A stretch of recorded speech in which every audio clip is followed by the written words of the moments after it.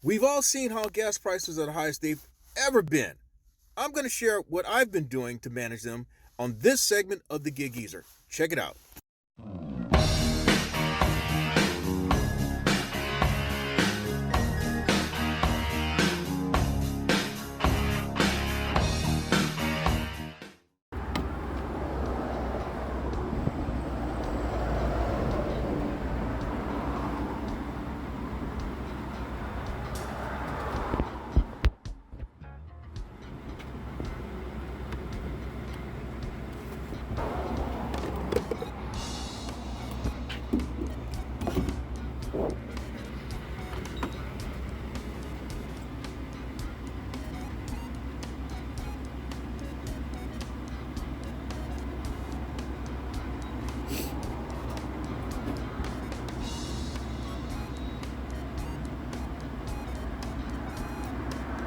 Well, everyone, I am showing you what it is for me here in South Carolina in terms of putting money in my tank amid these spiking gas prices. Well, just like that, I need to make sure that I'm paying attention to my gas tank. It's already at $40.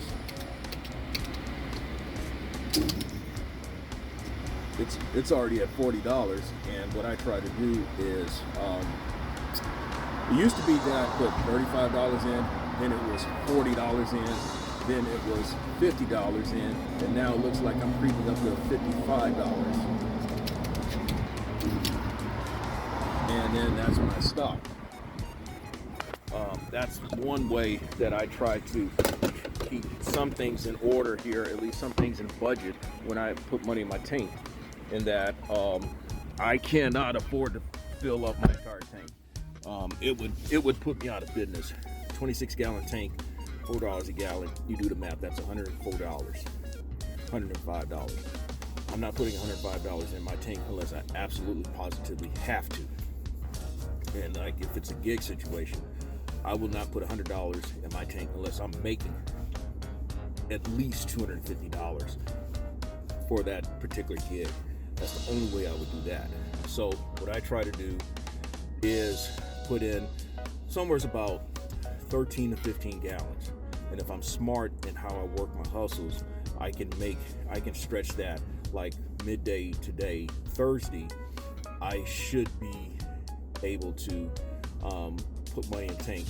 In this particular case, because of it being on 36 miles and I put money in the tank, I'm probably gonna have to turn around and put money back in the tank tomorrow, which I didn't want to, but ideally the scenario would be put money in today, then put money in on Saturday, and then hopefully I can just get all the way to Sunday night, maybe Monday morning, without having to put in a third time, because as I've shared before, Mondays is the worst day for me when it comes to reconciling gas money, because if I put money in, because of the card that I use, if I put money in today, if I put money in like tomorrow and then turn around and put money in on Sunday, I'm looking at now, if I'm putting in $55, $165 to reconcile for Monday.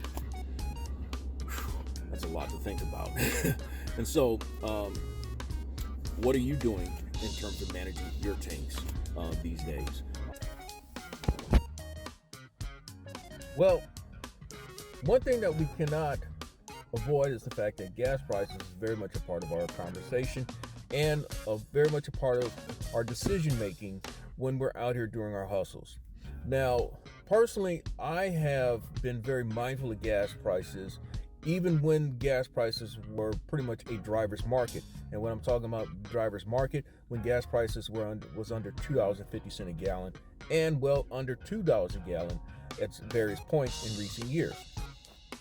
The reason why I always kept gas prices in mind is because, well, I've always tried to treat the gig hustle as a business, knowing that, hey, I have to make so much money each day when I go out to cover certain things that I'm trying to cover, and that includes gas. Now, how am I managing gas prices now? Quite frankly, not much different than before. It's just that I know that I'm paying more. Now, there is a school of thought that drivers will probably take shorter orders They'll probably take the 0 miles for $5.50 orders, the 1 mile $7 orders, or 1 mile $4.50 orders. Well, I will say that even before gas prices, I would call those thirst orders. I will still call them thirst orders, but I also realize that one's decision, it's based on what they feel is best for them a lot of times, and also what the market is giving up.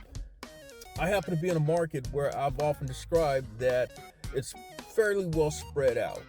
It is highly conceivable that if you drive 20 minutes, you can cover 20 miles. And in those 20 minutes, you can go from one side of one county to another county, or you can drive into another county, or drive well into another county beyond that one. That's just the way it is, the topography of this market. Now, my math tells me that ideally a driver is going to, in my market, may complete 3 orders in an hour. Because you have to factor in your time and distance. You have to factor in time that you have to wait for the order and all. And so if you do that varied example there, $4.50, $7, $6.50, you've only made $18.50. I can't do it on $18.50 an hour. And then if I multiply that over the 3.5 hours that I'm typically out, let's just say 4 hours. That's $75. To me, that is a debacle.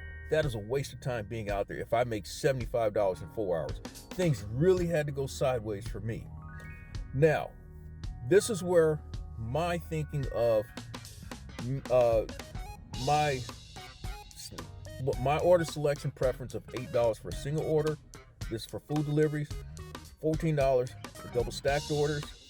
If it's Instacart, $14 for a single order, no more than 20 items, $30 at a minimum, no more than 40 items for a double stacked order. Ideally for a triple stacked order, no more than, 45, 50 items, 50 items at a minimum of $40, $45. Ideally, at a minimum of 40, but ideally $45. Now, those have been my numbers because based on thousands of deliveries in this market, but also because they make sense for me because that is what has made me money. Now, last year, based on my 1099s, I made over $72,500 in 2021, and that's before expenses. This year, by the end of this weekend, I will top over $14,000, and now that puts me on pace to make more than $70,000 in 2022. So I'd like to think I know what I'm talking about. I feel that I'm qualified to talk about, managing gas prices, money, order selection, and all that. Because of how things have evolved for me, I feel that I cannot let gas prices dictate to me how I go about doing things, or I cannot become so afraid of going out there because of gas prices. I do believe, as I shared before, that it's going to thin out the pack. It may, in some cases, send some people back to W-2 jobs. But I submit that even if you do get a W-2 job, you still got to put money in the tank, unless jobs are such that, and it is a growing trend where you actually can work from home. You telecommute, you telework. If you got that type of situation, great. But if you have to get in a car to go to work, eventually you're going to put out almost the same amount of money as you would if you're out there doing gig hustle, if you're really working it smartly. Now, what can you do differently? What can I do differently? Well, at least immediately, what I can do differently is that maybe I don't take as many of those long deliveries. That's not saying that I don't, but maybe I won't take as many of them. And for me, the long deliveries are the deliveries that take you off into the black hole type locations, as I've described before. Many of those didn't make sense before gas prices took off, and they certainly don't make as much sense now. Another thing is, well, there's the Get Upside and the Gas Buddy cashbacks. Well, at one time I did use Get Upside, and at one point I'd gotten as much as $50 back. But it was based on, the availability of gas stations or gas stations that participate. Because I use primarily ExxonMobil brand, there's not as many of those stations in the Columbia market. And those that you do find, they got some of the highest prices. So it doesn't make as much sense for me to do that.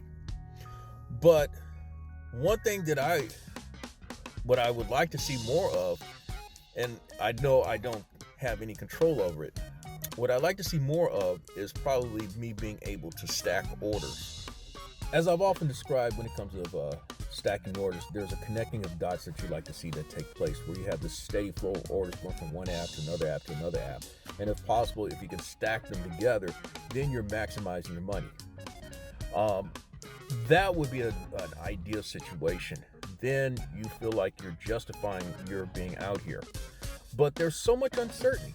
You still don't know whether the market is going to change to where people may not use the apps as much as they did maybe 3 months ago. They may feel that their justification that, hey, I cannot afford putting out $40, $50 at a time for hamburger, french fries, and a salad and all, plus the DoorDash or GrubHub or UberEats fees that goes atop of it. That's money I can put in the gas tank. Then again, as I've kind of supposed, or there's a possibility that, hey, maybe somebody realized that, hey, why not go ahead and order from DoorDash, GrubHub, UberEats, or Waitr / Bite Squad, and I'm saving money on gas. Somebody else is burning their gas and bringing the food to me. And besides, with food prices being as high as they are even in the stores, and the availability of food and certain items of food in the stores are not as what they used to be, maybe it's okay. Maybe it's not as bad as it sounds to use these apps. So from a gig economy standpoint, we don't know yet. We still don't know how this is all going to play out. I noticed in the last couple of weeks how things had picked up, but I'm feeling this vibe in that people are kind of holding back again because of how gas prices have taken off the way they have. We're talking about prices going up a full $1 within the last 2.5 weeks. That's never been seen before. The last time gas prices really spiked like that, it was like Hurricane Katrina. Typically, it was when a real big hurricane that came through and it was coming through the Gulf Coast, and then gas prices spiked 50, 60 cents. And then it came back down like a feather, but eventually it came back down.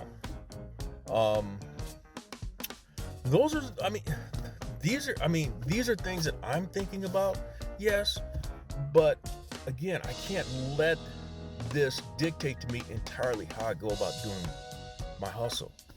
And that's something that I think that you have to make that decision as well, or have that resolve in yourself, that you cannot be so afraid to go out there that you actually make worse decisions than you would if you just went out there and do your hustle. So those are some of the thoughts that I have. Those are some of the things that I'm doing.